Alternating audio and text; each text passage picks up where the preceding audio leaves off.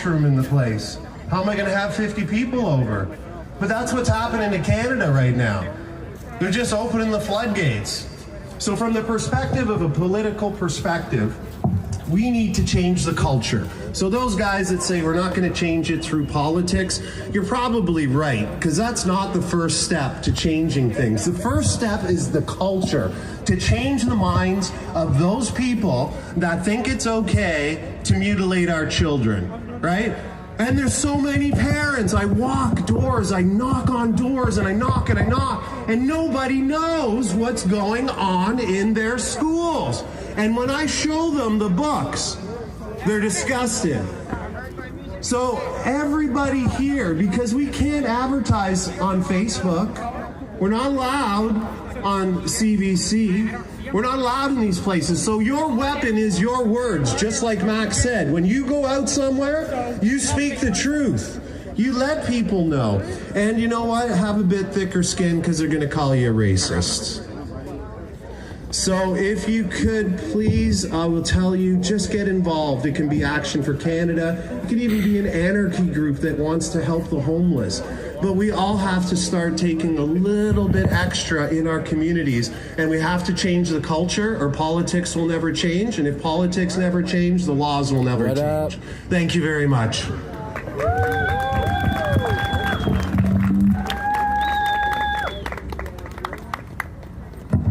Give it up for Michael Bayer, everybody! Freedom!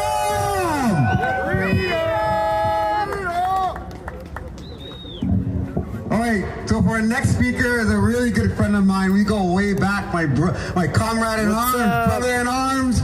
Back in 2020 when we had the lockdowns and stuff, and they told people that you couldn't go dancing, couldn't socialize, social distancing and all that stuff. I was doing the beach parties and stuff, defying government orders and everything, and this guy here actually came and actually told all the cops and everybody to go away because he knew his rights.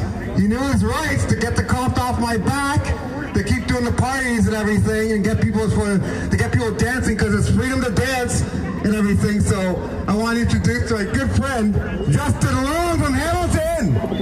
Freedom! Freedom! It's gonna have to be for now. Thank you very much for that warm introduction here, Marty. I love you, brother. Hello, everyone. It's been a while, but I'm honored to be here speaking at the 14th Worldwide Rally.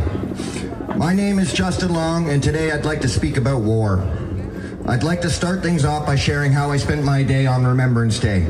After breakfast, I sat my 14-year-old son down to watch a 15-minute clip from the movie Saving Private Ryan, the scene of the Allied forces landing on Omaha and Normandy Beach on D-Day. This 15-minute footage was to this day the most accurate depiction ever filmed of the pure destruction and mayhem of that time and place in history during World War II, even though it was a reenactment. I explained to my son that those young soldiers who had bullet holes in their bodies before they could reach land, and the ones who barely made it just to have their limbs blown off, many of those brave soldiers were barely older than he is now. I told him that we should always honor and respect our veterans, because in their hearts and minds they truly and genuinely thought they were fighting for our freedoms. I told him that he should always thank someone he knows to be a veteran for their service and their sacrifice. I explained to him that one of the proudest moments of my life was volunteering with the veterans in Ottawa at the Veterans War Memorial during the trucker convoy. I also spoke to him about how much it broke my heart and that I cried like a baby just days afterwards when those same veterans were forcefully removed and arrested at that war memorial. Once he understood those things, I informed him that all that service and all that sacrifice was based on lies, propaganda, and deception, all in the name of the greed of money. I sat him down and we watched a documentary called All Wars Are Bankers' Wars. If you haven't seen it, I highly recommend it. To sum it up as quickly and concisely as possible, I'll say this. Anyone who has studied history will know that all major conflicts in the last documented 200 plus years of history on Earth have been over establishing and controlling a debt-based money system known as fractional reserve banking. World leaders who have dared to speak about these international usurpers and usurers are usually assassinated post-haste. Jesus, if you believe in such biblical stories, beat the money changers with a whip, kicking over tables in the Temple of Jerusalem.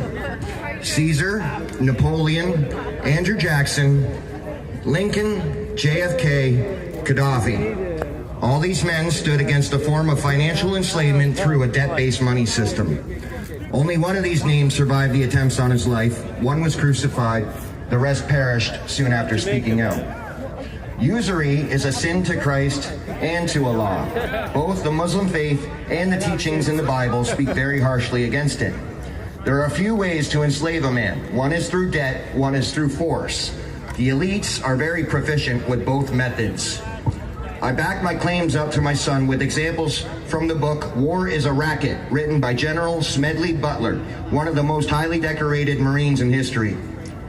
During World War II, Churchill, Hitler, FDR, and Stalin were all war criminals, in my opinion, and are all responsible for horrible deeds and the deaths of millions of innocent people.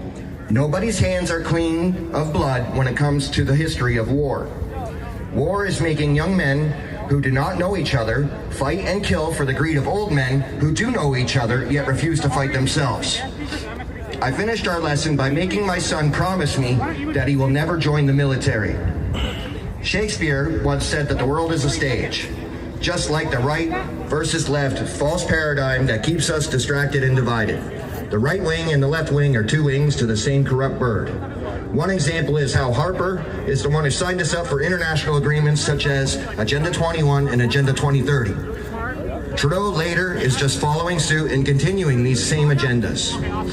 Another interesting example would be how all these politicians from different countries all around the world are all bought and paid for and controlled by powerful, unelected people in international organizations such as the UN, the World Economic Forum, and the International Monetary Fund, which in order to be a member of the IMF as a country, you must first be bankrupt.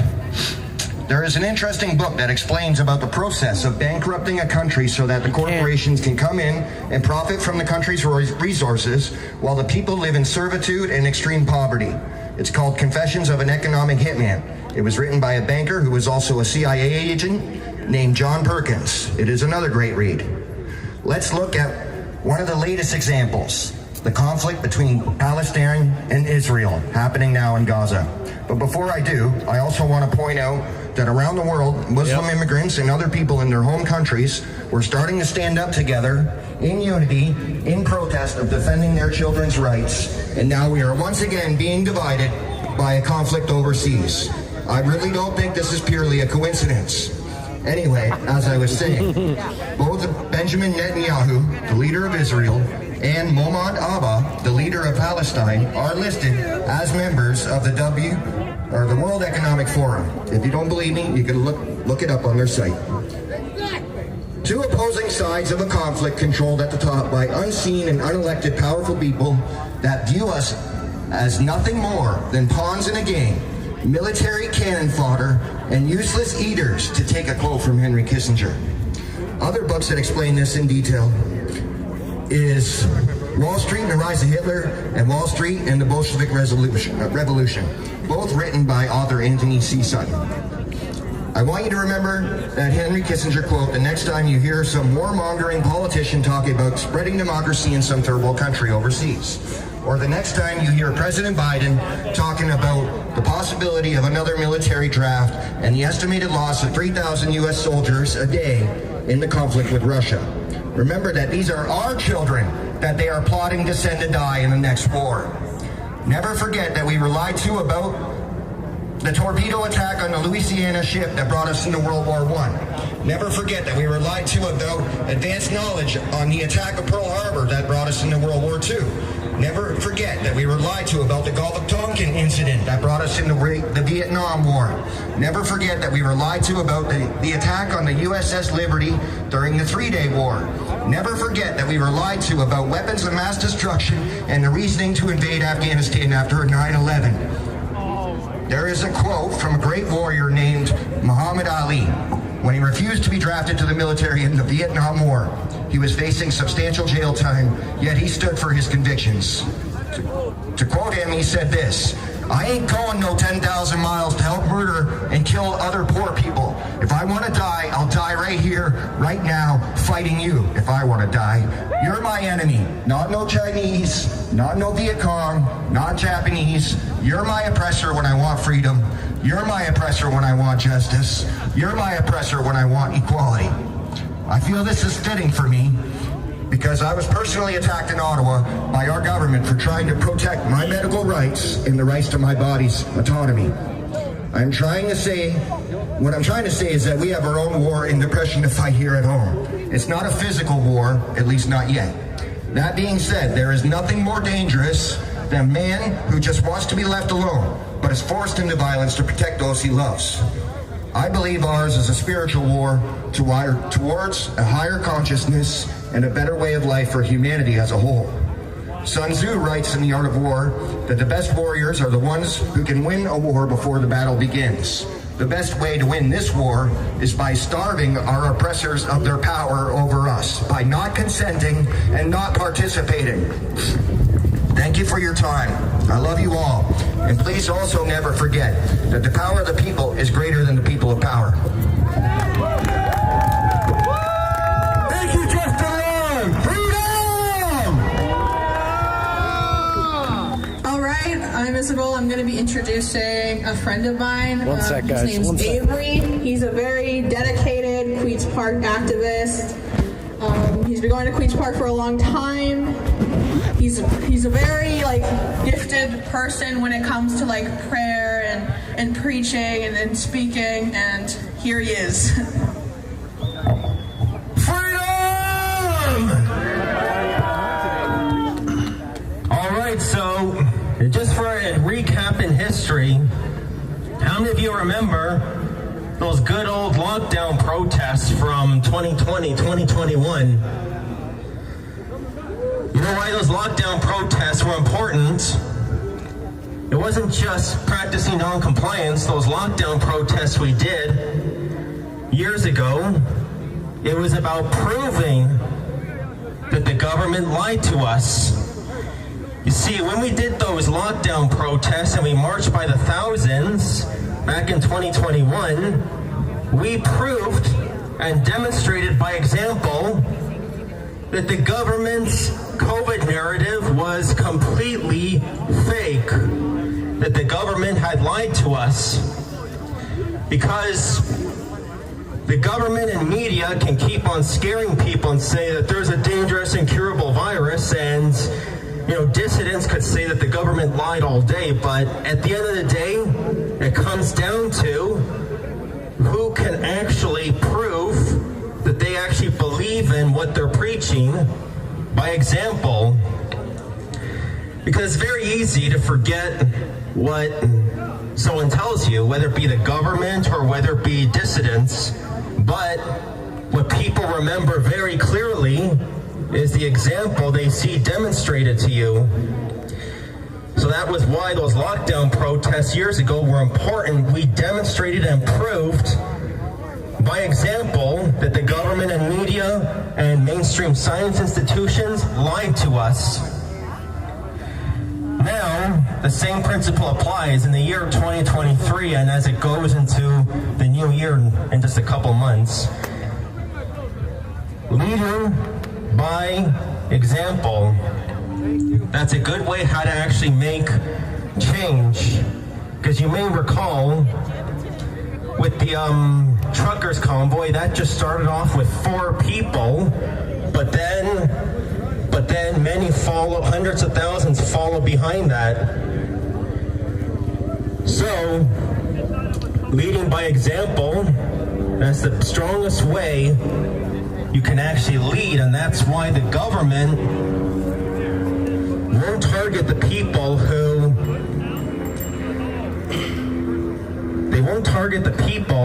have the biggest platforms the most, but they'll target those that lead the best example.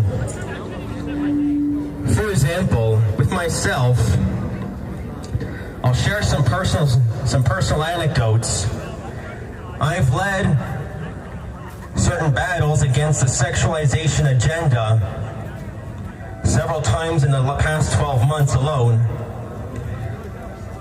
I have went head to head personally against gender clinic, against a clinic that does. I went head-to-head personally against abortion clinics and gender clinic as well. And I can tell you, the spiritual attacks fallout from that are intense, but it's worth taking a stand against this evil, because many people, they like to look on their right and their left side saying, well, who's going to stand? If there's any problem, but who's going to stand against that? So the solution is to be the stand-up person, and people will follow you from behind.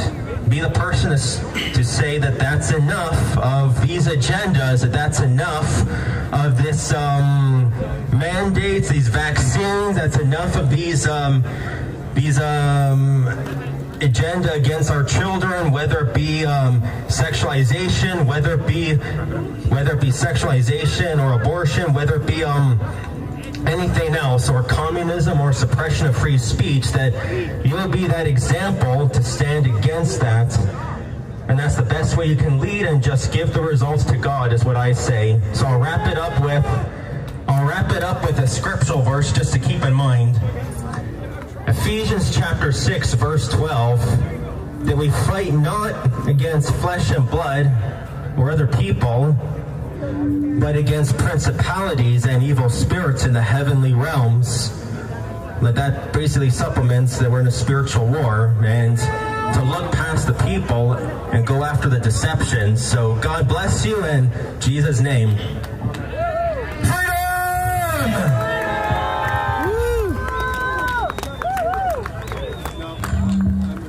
Thank you, Avery. Freedom! All right, our next speakers are from out of town, at least from the Welland area.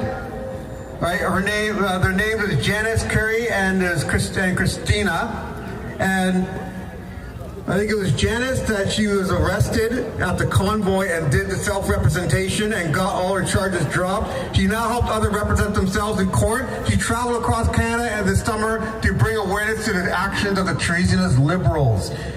Please welcome Janice, right, representing Stand For Me. Thank you. So, down for a second. Who wants to see Trudeau behind bars like this? Awesome. So do I. And that's what I'm working towards, and you can help out with that as well. And I'm going to tell you how in a couple minutes. So people sometimes question why we're still fighting for freedom. So, yeah. So I have a question for you. Do you think freedom is worth fighting for still? There's a reason we say fighting.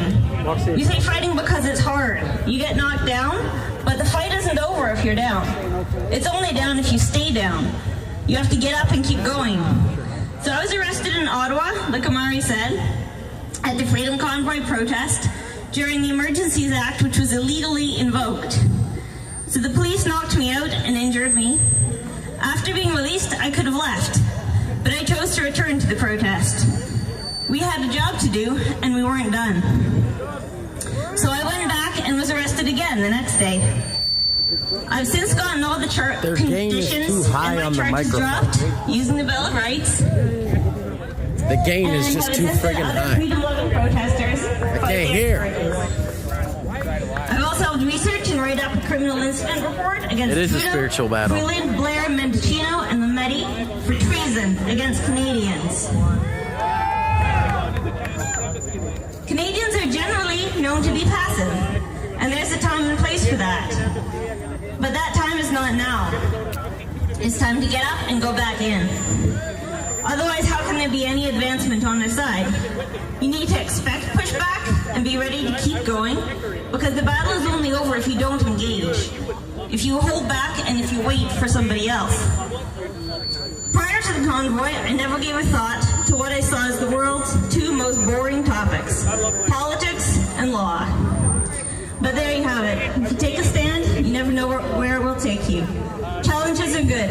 They make us tougher and stronger. You also have a decision to make, to either pretend everything is all right, or you can take a stand and keep pushing forward because you're accountable for your decisions. We're still not done with our protest against government overreach. We just might need to change some tactics. Worthwhile goals take time, and there aren't shortcuts. Here are the two things I want to highlight today that we need to do. We need to No, I'm just saying their gain is really high, so it's got to ring. And two, we need to put pressure on the government to stop undermining our national sovereignty and our personal autonomy with their anti-constitutional collaboration in the Agenda 2030 and the amendments to the international health regulations of the WHO. So Canada is a democracy. So Canada was founded upon principles of democracy. And I was never consulted on whether or not I wanted consent with foreign policies. Were you? No. So, yeah, we were not consulted on these foreign policies, the WHO regulations and their amendments which aim to take over our democratic rights. The WHO used its current regulations for all that enforcement that we saw during the whole COVID-19 thing. And now the WHO is wanting to push through amendments to those international health regulations, which would give them more power. It's time to exit the WHO. Among other things, the amendments would give them the ability to self-authorize a declaration of an international emergency with no proof required. Another amendment that they want to push through in May of 2024 is to change their so-called recommendations to be legally binding, and to use all member states of the WHO in the enforcement of it if needed. And they also want to increase censorship, something that they decided to call info control. There's a petition online, and it's being put forward by Leslie Lewis. I have cards with a link to that. I can pass it out to you if you guys could sign it. That'd be fantastic. I think last I checked, we had pretty decent turnout. It should be bigger. Thousands of signatures last time. It was like 40-some thousand signatures on wanting Canada to exit the WHO. Like, we don't want any part in their regulations. And yeah, so they need to be told that we do not consent. We have the right for self-determination as a people and as individuals. And as a nation, we need to demand accountability from the government. Accountability for what they are doing and for what they've already done. Because if they get away with it, what they already have done, then they won't stop at what they're trying to do. They are not finished with their overreach, so we're not done with the protesting, are we? We're going to hold them to account, and we're going to keep protesting, right? So that's why we can't just let go with what happened with the illegal invocation of the Emergencies Act in February 2022. What's up, West Carolina? Simply because the government disagreed with the Truckers' Freedom Convoy protest. What's going on, everyone? They refused to have any meeting or discussion. Instead, through an unconstitutional seizure of power, the government used force to cause harm to Canadians, and they broke the law with the illegal invocation of the Emergencies Act. Nobody is above the law. The Trudeau Liberal government's blatant disregard for parliamentary process undermines the foundation of Canada, democracy. Democracy cannot be maintained without its foundation. Rule of law, free public opinion, and free discussion throughout the nation on all matters affecting the nation within the limits set by the Criminal Code and the common law. And that is why I'm here today. The government needs to be held accountable for its actions. As things stand now, what prevents the government from invoking the Emergencies Act again the next time that they disagree when we protest against their unlawful actions and against them disregarding civil rights? I'll guarantee you one thing. How's it going? The opposition isn't waiting. Yeah. It's time for Canadians to stop being passive and start pushing back. Currently, the Emergencies Act remains an option for them to just pull out and use willy-nilly whenever we speak out against government overreach and undemocratic processes. There's more coming down the pipes for us. I've already mentioned the WHO treaty, which is also called the International Health Treaty, which is basically trying to take over Canada's health sovereignty. And there's also SOGI and a lot more things. It's time to hold them accountable. And it's time we start talking about personal accountability as well, because we are accountable for what we do and don't do. This is about accountability, justice, and preventing further government overreach. Our nation needs to learn from history. Look at what happened prior to World War II with the blatant engagement of abuse and removal of human rights. So many people during that time turned a blind eye to what was going on. And what was the result? Out of fear of conflict and of another war, remember that World War I had just ended, the people's compliance, out of fear, ended up destroying the very things they were trying to protect. Had they resisted wrongful doings earlier, history might have turned out differently. What can we do now to take action? Action that yields results. There are 38 million people in Canada. What do you think would happen if everyone stopped waiting and stopped looking for somebody else to take action? Ask yourself, are the results that you are currently seeing taking Canada where it needs to be? Initiate action wherever you're at work, in your church, in your circle of friends. And, yeah. Awesome. So be outwardly identifiable as working in the freedom movement so that you can connect with other people.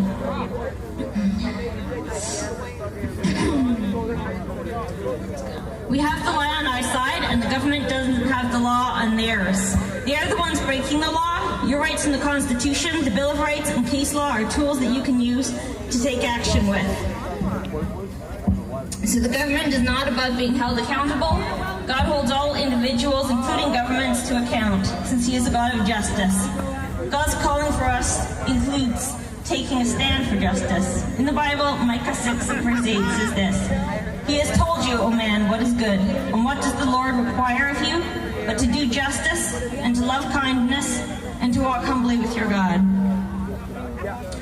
So prior to the Charter, Canadian laws and democracy were based on Judeo-Christian principles. We still have democracy in Canada, and laws to hold the government accountable. So join us in moving forward with this action of holding Trudeau, Freeland, Blair, Mendicino, and Lametti accountable. You can sign the Declaration of Arrest, which we will be filing with the RCMP.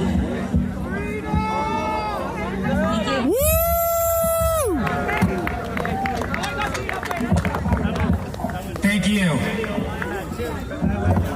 All right, listen up, I guys. just want to thank everyone here again for cooperating. I'm not sure when this march kicks off, that we pulled this off. but we're going to After 2 months of constant behind-the-scene works, making sure that we can. We're going to have to wait it out a little.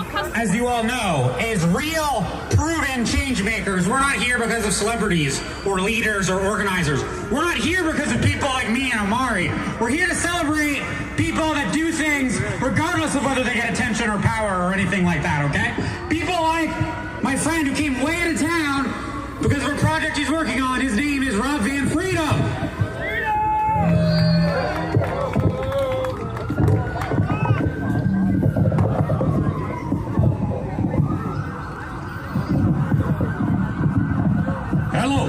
Hello, Toronto.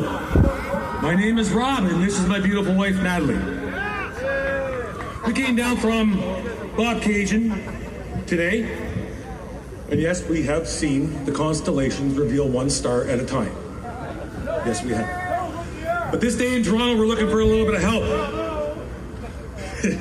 You got it. It's a tragically hip, right? Of course. Excellent.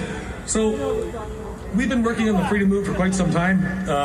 Started out as Kawartha Lakes Freedom Convoy, eventually changed our name of our group to Unapologetically Free on Facebook, and we're running at about 1,800 members right now, and we've done events up there. It's different coming down here than it is up there. Worked with multiple groups up there, and yeah, so it's not just Toronto, this is happening all over, as many of you know. So we started a petition a few months ago that are currently at 8,600 signatures. We need 10,000 signatures. And these signatures are on paper. This is not an online petition. That building over there, the petition is to them. And they will only accept paper petitions, paper signatures. They will not accept online signatures. So I'm going to read you the petition, just so you know what it's about. And there's a lot of folks out here with clipboards you can sign it, or there's 3 clipboards at the front of the stage here. If you want to just walk up there and sign it, you can do it that way as well. So this is how it reads. It reads, to the Legislative Assembly of Ontario. Whereas we, the people of Ontario, have lost faith and confidence in the Ontario school system. Whereas the sexualization of our children, indoctrination, and material being taught with regards to this is unacceptable. Whereas the bullying of children is rampant in our schools with little or no consequences for the child who is the bully, the teacher who watched it happen, or the school board. Whereas we are tired of labor disruptions and want the stability of in-person learning in an environment that we as their parents wish for them. Whereas these are not the government of Ontario's children, they are ours, and we refuse to let you raise them as you wish. Therefore, we, the undersigned, petition the Legislative Assembly of Ontario to return our educational tax dollars in part or in full so that we as parents can redirect these dollars to the school or learning facility of our choice. That is the petition. Like I said, 8,600 signatures so far. We need to get it past 10. We have a member of provincial parliament, Bobby Ann Brady out of Norfolk County, along with a few other MPPs who will support it. But she will be the one presenting this in that building over there. I think it's over there. Yeah. So a few facts about this petition. And this is a number out of 2022. Each child is funded at $13,900. So the minute you register your child into a school board, whether it be the York Region School Board, the Simcoe, whatever, that board of education receives $13,900 for your child's education. That was a 2022 number. We have deregistered our child. Our child is no longer in the school system. She's in a learning pod. Nature's Den learning pod, which my wife runs. So we're doing stuff. We're trying to get our money back, and we're trying to educate the kids in a better manner. Some will say, well, I don't have any children. Why should I sign this petition? Are you an uncle? Are you an aunt? Are you a grandfather? Do you have a cousin? What's up, Bill? It's for all the children of Ontario. They're fucking up our kids, man. It's happening. It's true.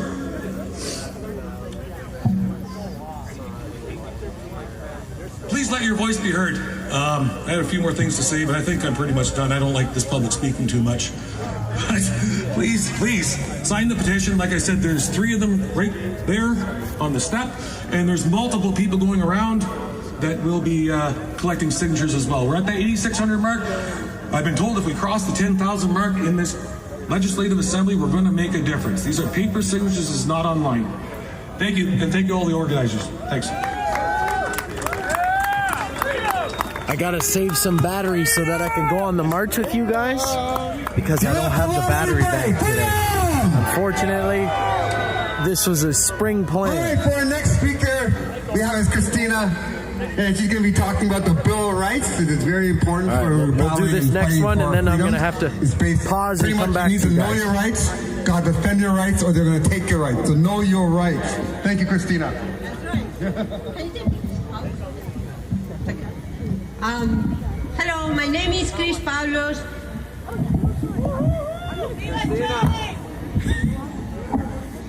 Hello, everyone. Freedom.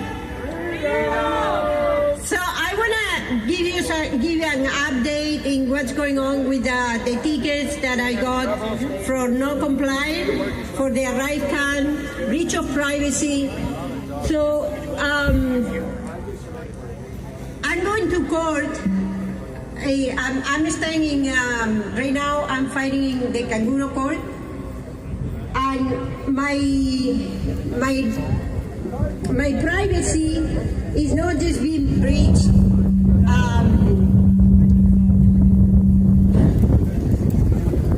It's been breached. Like all our rights are continually breached for this tyranny that is upon us. This system that is illegal, that they're committing criminal atrocities and genocide. So,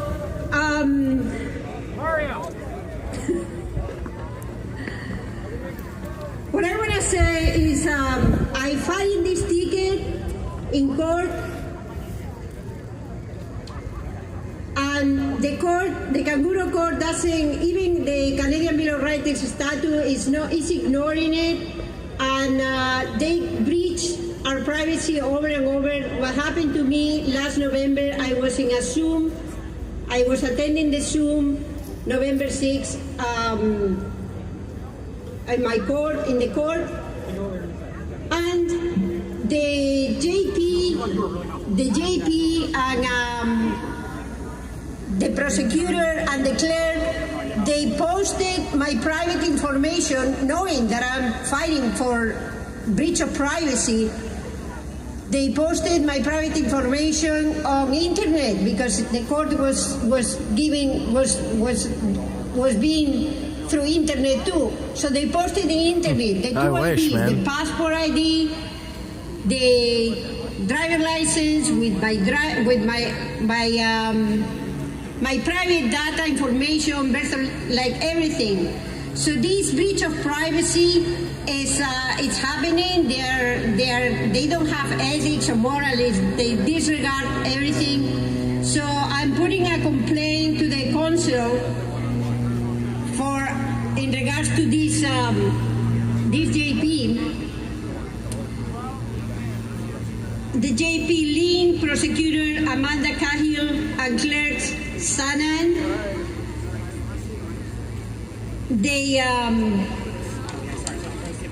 I'm asking,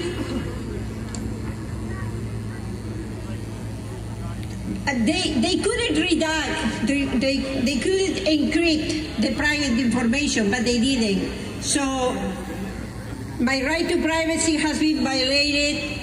But Ms. Lynn, Ms. Callen, and Sanan, and I'm asking for a full investigation by the Judicial Review Committee, and I expect a response regarding discipline, because we need to stand up for our rights. Canadian Bill of Rights is very clear. Our rights come from God, and no one can take them. Thank you all. I love you.